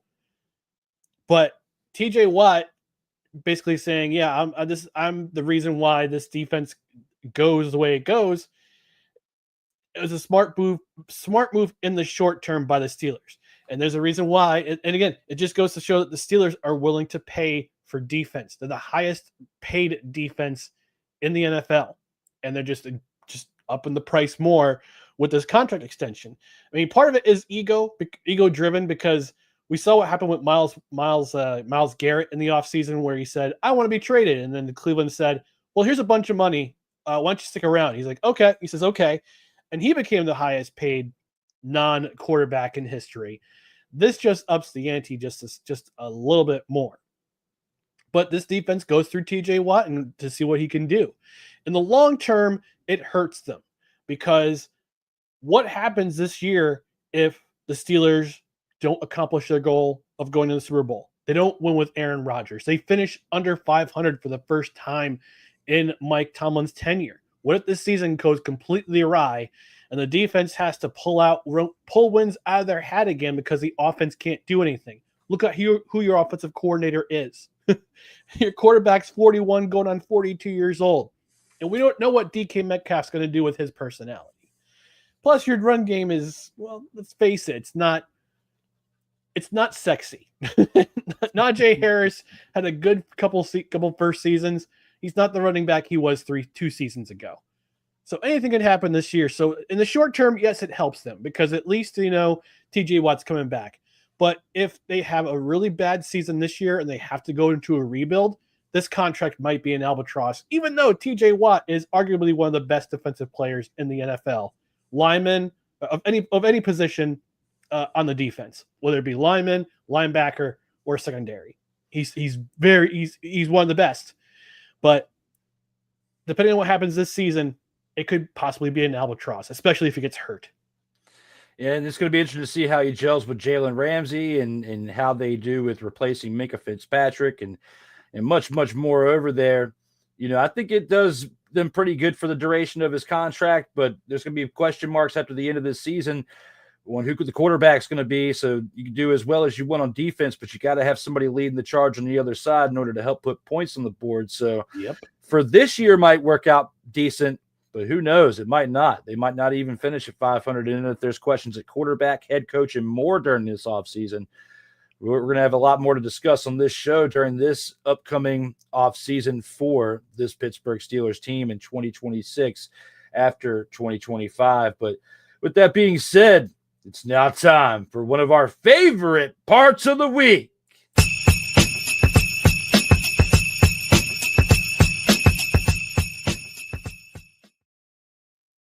And now for the Snowflake of the Week. Ryan, who is your choice for the Snowflake? My Snowflake of the Week goes to the entire offensive line of the Saskatchewan Roughriders. In the words of Jim Ross, the great Jim Ross. By God, terrible. 3 sacks allowed. Also, they only got total 16 total rushing yards. Total rushing yards. And because of their effort, they could not help quarterback Trevor Harris, feel comfortable in the pocket. If you're a quarterback who's comfortable in the pocket, you can do whatever you want. If your line is helping you grind down the other team, run the ball as many times as possible. But if you can do neither and you get dominated by the other team, you are not going to win. And Saskatchewan, like I said in the upset of the week in the first game of the docket on this of this rundown, they were lucky the score was only 24-10 because of what their defense was doing and then forcing 2 picks out of Vernon Adams Jr. But their offense could not get things going. Your offense starts, yes, it goes through the quarterback. You get your skill position players, but if you can't do anything on the offensive line like these guys did, you're not going to win a game. And it was just disappointing for a crowd that had to wait till the next day to have this game played, had the effort that they did. They earned my Snowflake of the Week. Solid choice for Snowflake of the Week there, sir. And you made Drew cry. Come on. Yes. Well, I didn't cry. I might have reacted too soon to that. No, I did not admittedly cry on that day. Okay, you disappointed him. He's not bad. He's just disappointed in you guys. I cursed. I did that. Yes, just as I did almost earlier when I made those mistakes. We're now talking about the Snowflake of the Week, and it's my turn to show something that I created during our first commercial break, and that is where I'm going to poke fun at myself and call myself the honorable mention for Snowflake of the Week. Okay? Yes, Snowflake of the Week, honorable mention myself for fumbling when mentioning the wrong quarterback earlier, when I said that Dustin Crum was playing instead of Drew Brown and mentioning the wrong dumpster Pelican quarterback for the Redblacks. And also for mentioning the word reception instead of sack. When discussing the Argonauts defense earlier, no, you do not have receptions on defense. You have sacks. And for that, and the fact that I said that Rashee Rice was a running back and not a wide receiver when mentioning him, I'm giving myself the honorable mention of Snowflake of the Week for completely fumbling the football and messing things up to where I did this to myself and the people. Got me up. When it comes to carrying a program, do not do that. And for that, this weekend, I will get a good reset and do this. Stop it. Get some help.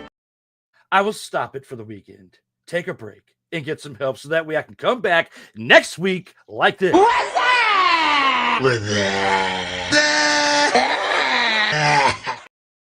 All right, now it's time for my real Snowflake of the Week, okay? It's time for the real Snowflake of the Week. My choice for my Snowflake of the Week, and I got the name right when I did the graphic, is Drew Brown. Hey. 24 of 38 for completions out of attempts, 283 passing yards, a touchdown, and 2 interceptions, a certified dumpster Pelican performance. And the reason why you are my selection for Snowflake of the Week, as well as myself for the honorable mention for the fumbles that I had earlier in the program, and I promise for the remaining 20 minutes or so, I will not do the same. As we do have one more commercial break that we have to get to before we get on out of here. Then we have the 2-minute drill in the post game before we put a bow on this unit. We'll see you guys here after 2 minutes.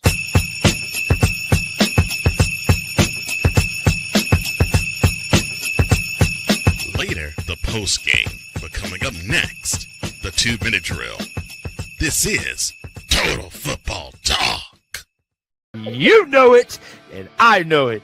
Let's get ready for it. When that will happen, we don't know. I'm telling you. I mean, look at the bottom of the graphic. Look at this man. Look at him. He's gonna be like a Dollar Tree Charlie Chaplin or something. Like, I mean, it's just ridiculous.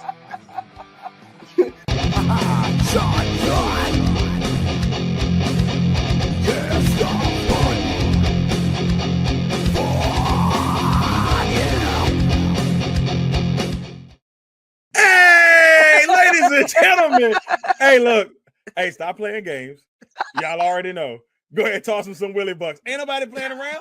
Hey, $ D Willie 87. Go ahead and hit him up on the Cash App and go ahead and give him some Willie Bucks. Look at Drew looking stoic, ladies and gentlemen. Stoic on that $10 bill. So go ahead, slide my man over some Willie Bucks, and we good. That's all I'm saying. We good. How about some Willie Bucks? Sertoba Media, where the struggle is real to be awesome. In a world where chronicles of the past are brought to the streams, whether the content is relatable or completely beyond your realm of life, there is no shadow of a doubt that this show is absolutely full of shenanigans. Get ready for D. Willie in the evening, this Sunday at 10:05 p.m. Eastern, exclusively on Sertoba Media, where the struggle is real to be awesome.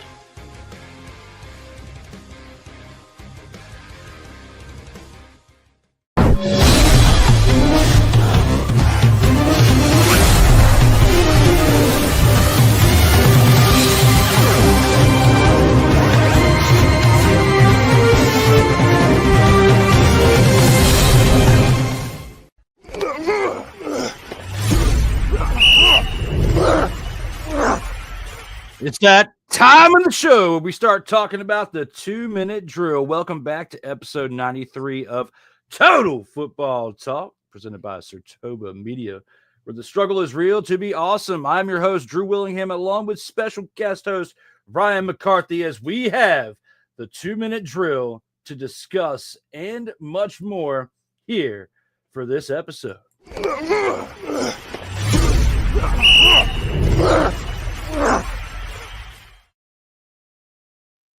Drill, we have week 7 of action here for the Canadian Football League. The Toronto Argonauts and the Alouettes we just talked about last night, but for tonight's Friday night game, the Calgary Stampeders travel to Winnipeg to take on the Blue Bombers at 8:30 p.m. Eastern Time. The Stampeders 4-1 after beating the Roughriders last week, and the Blue Bombers are 3-1 as well. Both of these teams in the West Division of the Canadian Football League. Who wins this game tonight and why, Ryan? So let's go over some key points for this game. 2 weeks ago, the Winnipeg Blue Bombers have had 2 weeks to think about this game. They were off last week. They had a bye week last week. And 2 weeks ago, they were absolutely punched repeatedly in the mouth by the Calgary Stampeders, both offensively and defensively. Zach Collaros is probably his worst game as the Winnipeg Blue Bomber, had 2 pick sixes. But that was for the Stampede Bowl. This is a different situation. Winnipeg is at home. Winnipeg's, the Princess Auto Stadium is a fortress for the Winnipeg Blue Bombers. Ever since it opened a few years ago, it's been a fortress for this team. And like I mentioned at the top of the show, towards the top of the show, during the first segment, Calgary has lost 9 in a row at Princess Auto Stadium. They're coming off a big win against Saskatchewan where they outplayed them physically, but this is against Winnipeg. Winnipeg, again, is very good at home, and they need to not have a repeat performance from 2 weeks ago. They've had a week to heal. You got a couple of guys who on the offensive side of the ball are going to be out of the lineup. Dalton Schoen's going to be out for this week, as is Stanley Bryant. But as has been the case for the Winnipeg Blue Bombers over the last since Coach Mike O'Shea took over this team, it's a next man up mentality. So it's going to be next man up. And one guy they have to get going, they have to get Brady Oliveira going. He was shut down for most of the game in their last game against Calgary. Only had 61 yards on 13 carries and a touchdown, but that touchdown came very late in the game. So Winnipeg has to get things going early. They need to score some points, They need to play defensively. They need to do a much better job defensively. Force a turnover or two from Vernon Adams Jr. They need to contain Damian Alford, who has been playing lights out the last couple of weeks. So that being said, I'm going to take Winnipeg in this game. They're going to have to get their revenge against Calgary, and they're going to do what they usually do: get some points. Try to get the other team to believe that they're going to be in this game, but I think Winnipeg bleeds the clock, get a late touchdown, and they win by at least 8 points. So I'm going to take Winnipeg in this game.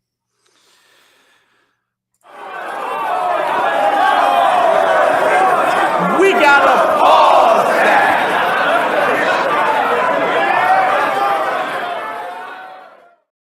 I'm going to respectfully disagree and say that the Calgary Stampeders will win this game, in my opinion. We are split for the first time on a Friday pick in quite some time going into these picks. I got Stampeders. You have the Blue Bombers. I like what Vernon Adams Jr. has done. He has not been consistent, but he has led this offense to 4 wins on the season. I think they can continue to do it. I'm taking them on the road, even though I really like what the Blue Bombers have done in Winnipeg. Just to start things out with a little bit of fire, I'm going to say right here and now that I respectfully disagree, and we'll see what happens with tonight's game. Hey. Who's giving them the business? Now to the Saturday game, my Saskatchewan Roughriders look to avenge their first loss of the season from this past week when they played the Stampeders in that OG Friday, then shifted to Saturday contest. The Roughriders 4-1 playing this Saturday at 7:00 p.m. Eastern Time in British Columbia against the Lions. Now, with this Lions team who is 3-3 at this point, Ryan, do you think they win this game at home, or do the Roughriders come into town and rough them up? So these two teams played a few weeks ago in Saskatchewan, and James Butler had a great game. However, their quarterback in that game was not Nathan Rourke. His quarterback was Jeremiah Masoli, and he had an awful game. Threw three interceptions, including a pick six to close the first half. This game's a little different because it's in BC, it's in British Columbia, and Nathan Rourke is at the helm at quarterback.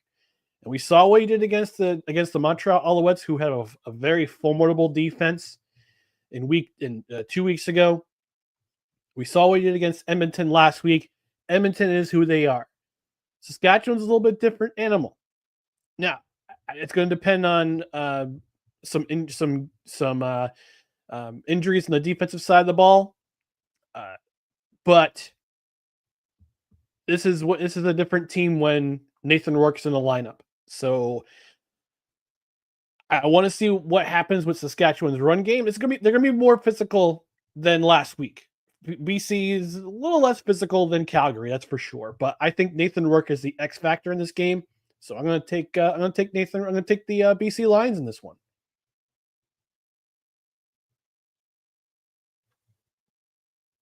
Can't hear you, bud. Man, this is back to just like that sound where it messed it up. These are back-to-back picks where you were doing this to me.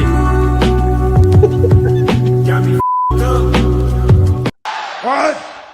Absolutely got me.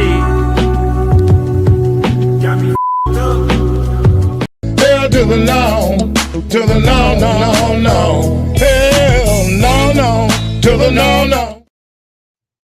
Where I got to respectfully disagree again. Because you guys want to hear a fucking story? The Roughriders are now ready to avenge their loss from this past week where they lost to the Stampeders. And I don't care if Nathan Rourke is in this game or not, because he's still going to play like this. That's terrible. Where you're going to want to delete to where you're sitting back with your Michelob Ultra or whatever IPA you want to be drinking in that moment and say, damn! Don't come crawling back to me next Friday saying, surprise, motherfucker.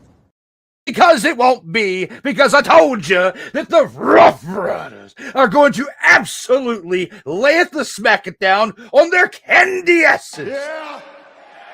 Yeah. I rest my case. I love how we go into wrestling promo, Drew. Don't make me get the belt. Don't make me go get the belt. I will get into absolute promo mode if I have to get the belt mentioned and where I poked myself fun of as calling myself the Snowflake of the Week honorable mention earlier for what I did with my errors earlier in the program. That championship belt. Then I will go into real promo mode. But speaking of real promo, we still have one more game to preview, but we are definitely on the wrong sides for the first two games as we are both. It's a rarity, man. Come on. Yes. This is great, though. It's great radio. This is absolutely fantastic. And let's see where we go with the last game. Who's giving them the business? Now, as a result of the Edmonton Elks having the bye, thank God, because they suck this year. They'll probably lose the bye anyway. Yeah, they probably will. They're the only team that can absolutely suck on a bye week and get a loss out of it. We should see them come back next year or next week. See, there I go again, Snowflake of the Week. There I go with saying next year instead of next week, poking fun of myself. But yes, the Edmonton Elks absolutely suck and deserve a loss just by being on a bye. But the Hamilton Tiger Cats, who do not suck like the Elks, are 3-2, and they're on the road to take on the Ottawa Redblacks, who are in sucky territory, as they are 1-5 and have one more loss than the Elks. Do you think this game is actually going to be worthwhile to watch, or will the Tiger Kitties beat them down regardless and get their fourth straight win? I think it will be. If it's going to be anything like last Saturday night's game, I think it could be. Like I said, Hamilton had a lot of miscues last week between drop passes in the first half and Bo Levi Mitchell sailing passes in the second half of last week. Ottawa keeping it close. Ottawa's got to avoid a lot of mistakes that they made last week. I don't know what they had for penalties, but the one big penalty that kept them from extending the lead that they already had, that's the kind of penalty they need to reduce. They're at home against Hamilton.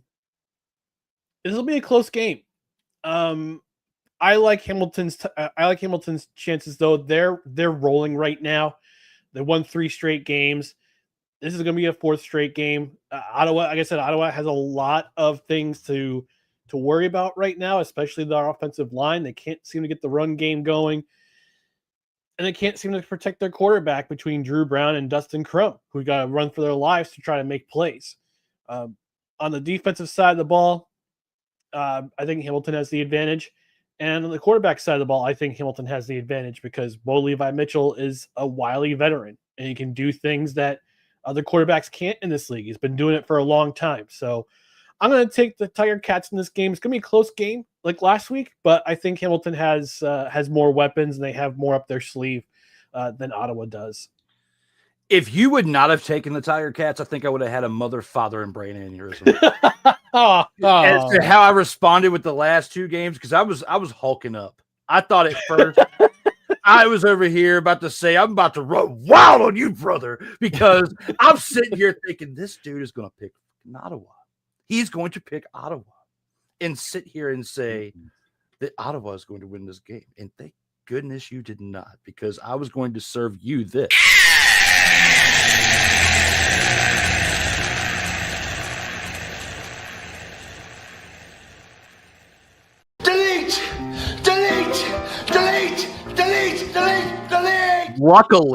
Luckily, we can delete it because you didn't do that. And luckily, I don't have to go through that because we are on the same page finally for a prediction.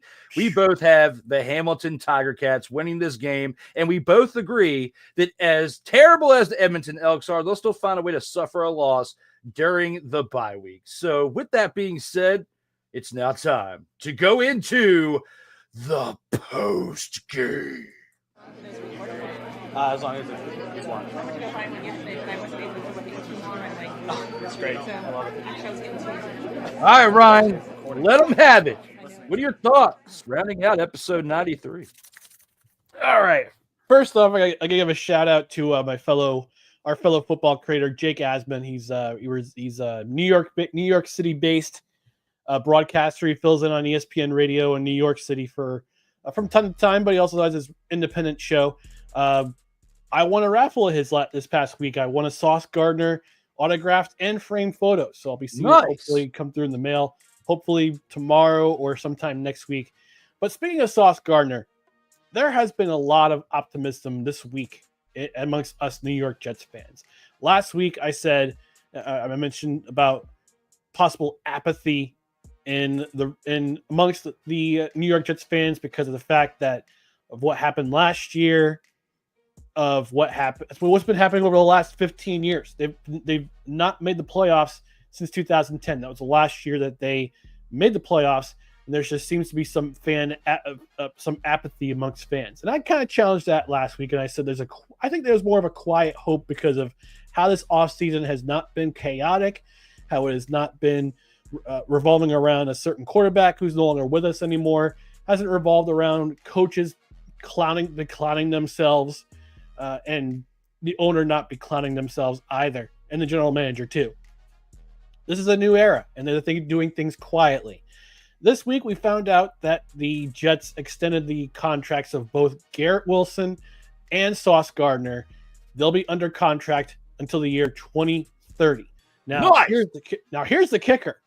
These contracts that they have, these extensions, and they signed big contracts, they don't go into effect for another 2 seasons. So what they can do is run out the contracts that they currently have. They don't have to have the 5th-year options exercised. They already are in effect. They already are. They're already extended. But these contracts are team-friendly contracts, and that they don't get their big paycheck until 2027. That's when the big paychecks come into effect.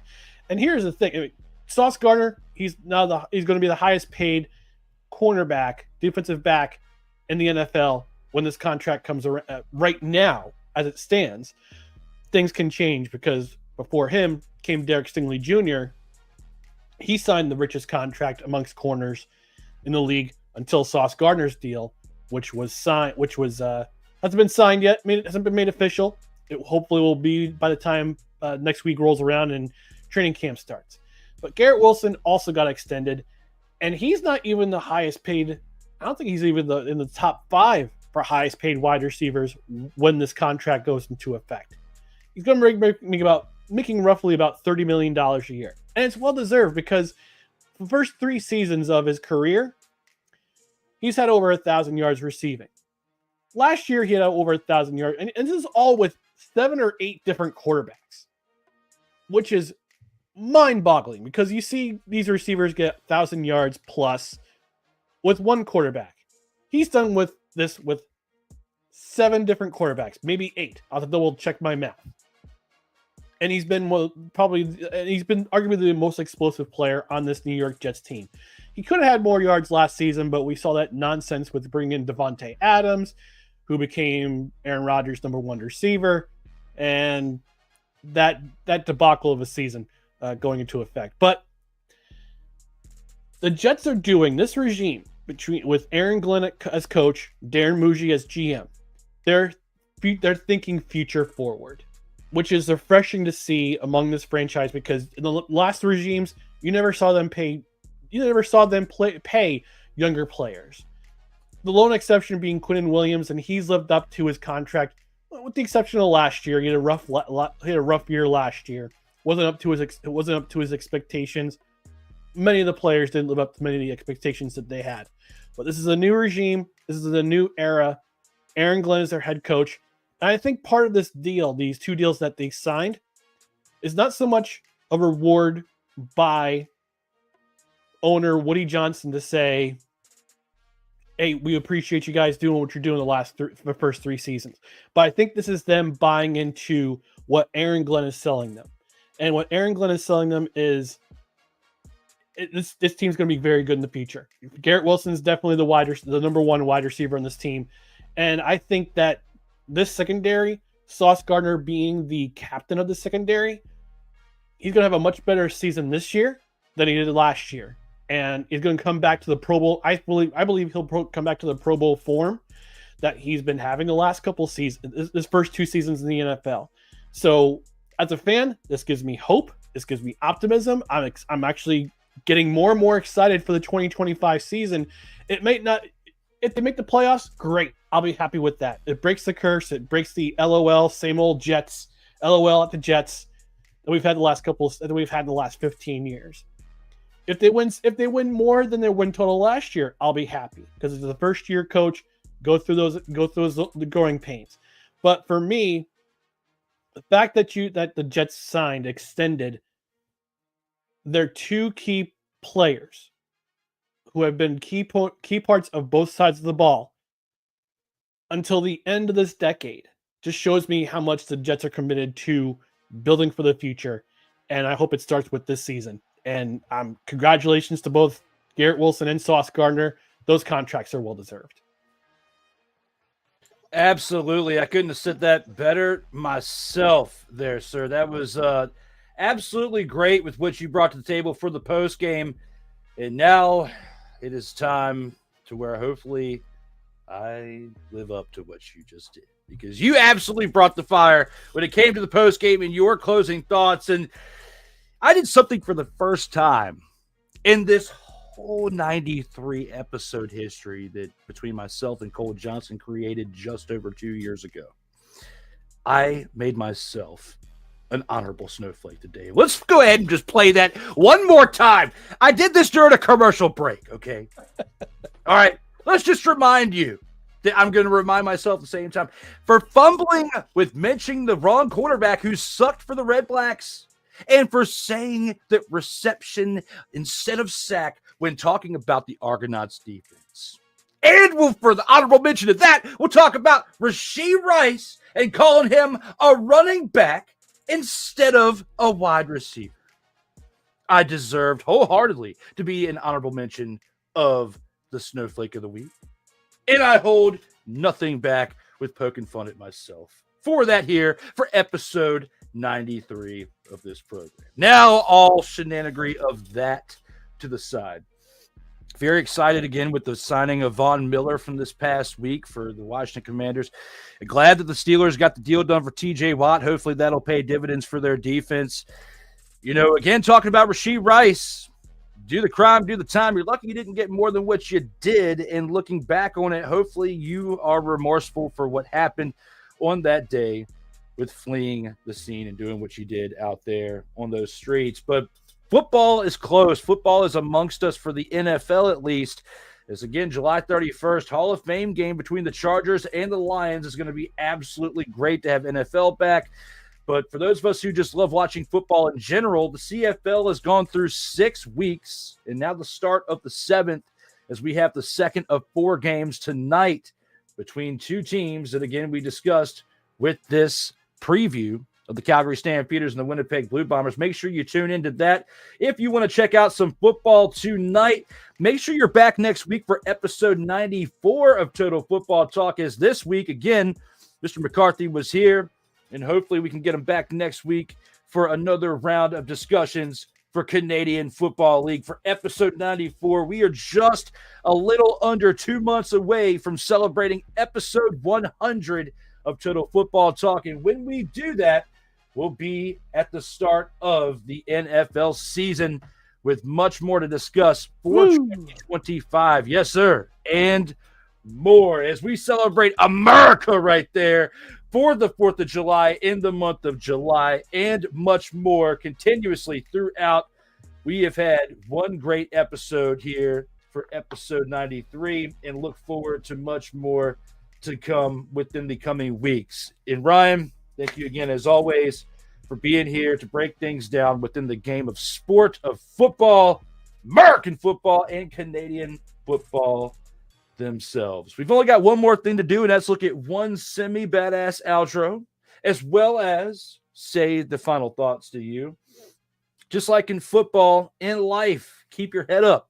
And remember to always keep playing until the whistle blows. Not the window closes, but the whistle close with the blows. I just messed it all up as I have before. I'm trying. Give me a break as I'm giving you some shenanigery on the way out of here. But the one thing I can tell you without fumbling, because it truly comes from the genuinosity of myself, and that is to, as always, for yourself, myself, Mr. McCarthy, your family, everybody up there who cares about you, stay safe out here in these streets.